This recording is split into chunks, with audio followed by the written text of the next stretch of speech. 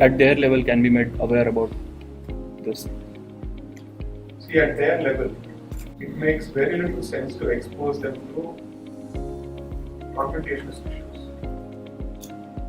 I don't think their entry into culture should be tainted with negativity. You start with certain fairly positive aspects. And I don't know how many people read this interview of Pragyananda, where the question that he was asked by this interviewer was, why do you wear this sneaker? His answer was, my mother asked me to wear it, that's it. Straightforward answer. He didn't try and give, saying that if I apply this, the third eye opens and then I can see better. He said nothing about the reason. He said, my mother asked me.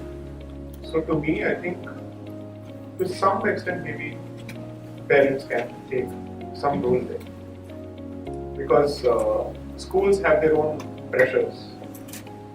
40 students or 30 students to be reined in by one person, impossible. And then you think that person will impart education, culture, responsibility, everything. What do you think of the teacher? Superman. If that's what they have to do, why would they teach at the salaries that they get today in this day and age, especially in the private sector? I'm a son of a teacher, so I know what happens. So, considering that, I think what does Indic mean at this age?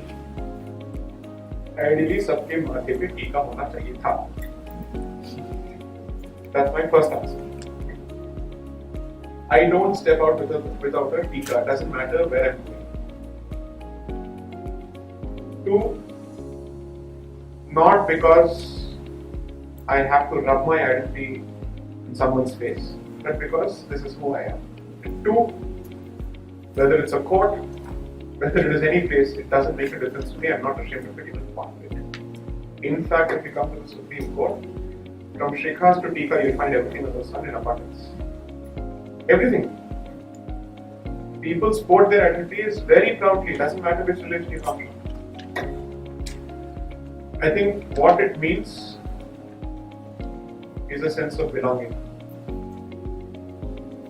And it teaches you that you come from a certain cultural background. Automatically there are certain.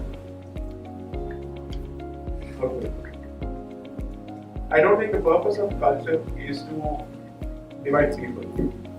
The purpose of culture is to put a filter in your thinking. Particularly when you try and take a decision. Are you taking the right decision or the wrong decision? Because your parents are not going to be able to help you all the time take a decision. You have to take a decision at some point. So culture and the upbringing that you have, you will develop a moral filter. The young crowd, I don't want to say anything. You know what is happening in our city, Hyderabad.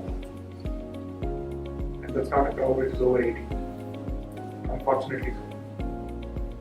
I think that's a clear lack of upbringing, clear lack of cultural growth. The very same age. I don't know if we can protect everyone everywhere. You can't have a policeman for every child. It's not possible. What they have to deal with in schools and other places, give them positive examples. Maybe show good role models. So the first thing I think as Hindu students you end up having a problem with is you have to deal with questions such as caste and whatnot.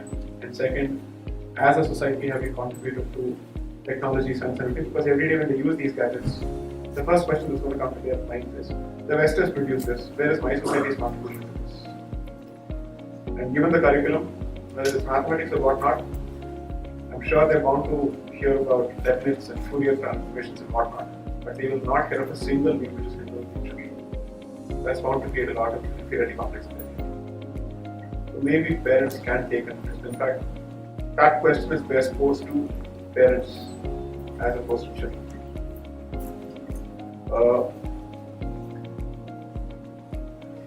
I pity them in one sense. They have been thrown to the wolves with too many distractions and not too much to hold on to. And in the process, what happens is you can't blame them for what they consume after. You have to give them the phone just for the sake of their safety. But the phone is also an entry point to a lot of portals which are not exactly safe.